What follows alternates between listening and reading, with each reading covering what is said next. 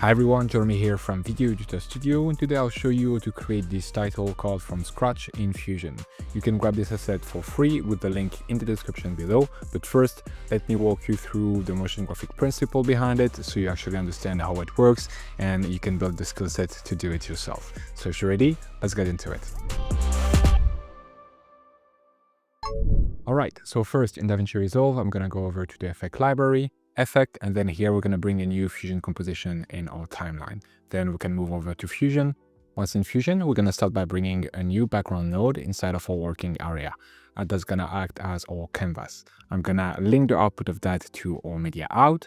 Right now we're having a black frame. I'm just going to reduce the alpha channel down to 0 so we get transparency. Now we're going to need 3 text nodes to create that title card. So I'm going to bring 3 of them directly in my working area, and we're going to link them to our main composition. So let's start with the first one. I'm going to take the output of the first one and linking it to the background one. Let's select it and modify it in the inspector. So that's going to be the first number here at the top left corner. So I'm going to write 01 dot. We're going to keep it as bold right now. I'm going to increase the size already a little bit. And now we're going to go over to shading to create the box behind that text. So here in shading, I'm going to go over to select element number 4, enable that. We're going to swap the color from blue to red.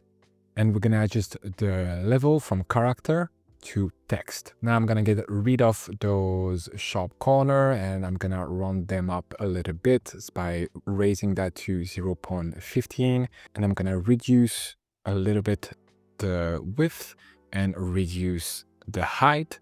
We're going to then displace it down. So I'm going to use the offset Y to bring it down a little bit. Right now, I think I went too much on the rounded corner, so I'm going to raise that a bit more and reduce the horizontal again. Now I'm realizing actually popping bold might not be the best choice here.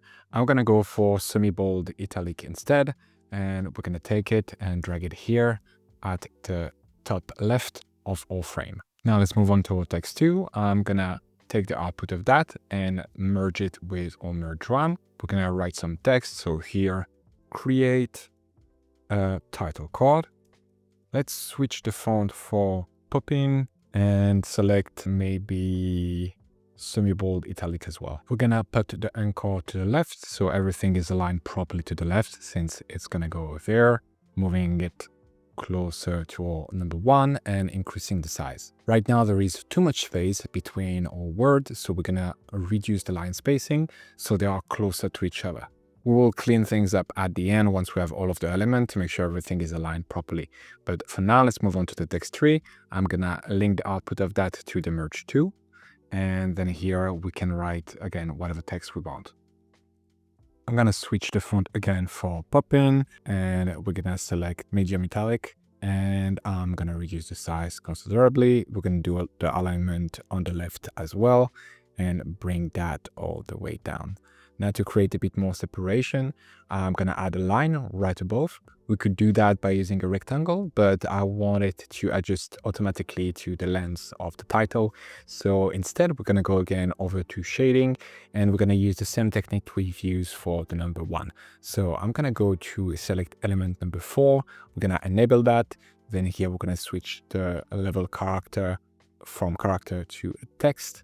We're going to change the color to white, and now we're gonna just reduce the vertical until we're getting a line, and we're gonna offset the position so it's appearing right at the top of it. Now we can just fine-tune the adjustment to get the proportion and the alignment right. So I'm gonna start here by reducing again the size a little bit so it doesn't take as much space on the screen, and I'm gonna readjust a bit the placement of the line. So I'm gonna reduce a little bit the length of that line by reducing that. That way we're getting a coverage that is literally right above the text and doesn't cover, extra. I'm gonna also reduce a little bit the vertical so the line appear thinner. And I think around there, I'm pretty happy with that. Now, again, the whole point of doing that is that if we were to add more text, as you can see, the line is adapting automatically, which is quite handy. Now I'm going to align the other text with it. So I'm going to bring that down slightly, make sure that it's like kind of a line here. I'm going to use that grid to make sure that we are all on the same grid. It looks pretty good to me right now. And I'm going to do the same thing here with the number 1, maybe reducing the size of it a little bit more like that, so it doesn't overpower the entire title, and adjust the alignment as well. And now I think we're pretty good. Let's move on to the animation. I'm going to use 2 nodes. I'm going to use a transform node and an opacity node. So we're going to first animate the entire composition and have it coming from right to left. So I'm going to here select my merge 3, hit shift space on my keyboard, search for a transform node and bring that in. I'm going to make the animation about 1 second. So I'm going to go to frame 30. I'm going to drop a keyframe here on the position, and then we're going to go to frame 0 and we're going to just move that to the right. And now when we play it, we're going to get basically a movement going from right to left. But obviously the animation right now is not very smooth. So we're going to smooth that up by here opening the Spline editor. I'm going to click on my transform, click zoom to fit so I can see both of my points, select them, then hit the letter S on my keyboard, and it's already going to smooth out a lot that animation with that S curve. Then we're going to go a step further and hit the letter T on our keyboard and bring the ease in to about 85. And now we should have a very smooth movement. Now we're going to create our opacity animation. To do that, I'm going to select my transform 1, hit shift space on my keyboard, bring a brightness and contrast node, select the alpha channel, and we want it to be about midway through our animation coming in.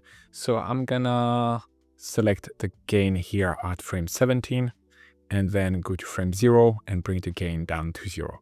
And now we have our opacity animation coming in. However, I would like to go a step further and having the second line coming later. So we're going to do a second opacity animation here on the text tree. I'm going to select the text tree, hit shift space on my keyboard again, bring another brightness and contrast node, select the alpha channel yet again.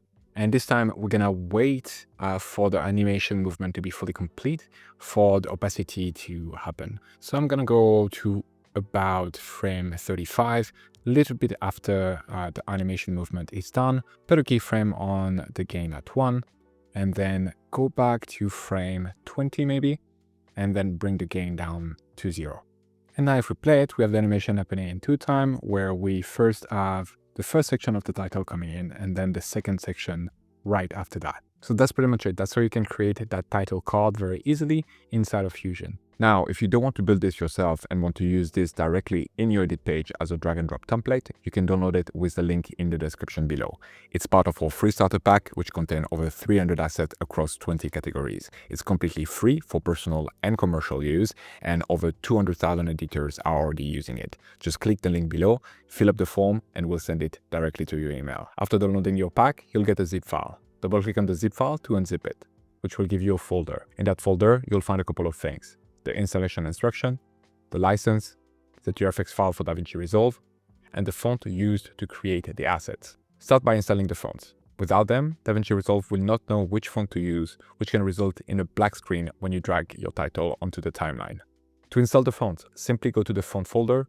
If you're on Mac, just select all the font and double-click on them. This will open a window asking if you wanted to install the font. Select Install. If you're on Windows, same thing. Just select all the fonts and then right-click and select Install. Alternatively, you can drag or copy and paste the font directly into your computer fonts folder. Once the fonts are installed, double-click on the GRFX file to install the pack. This process is the same for both Mac and Windows.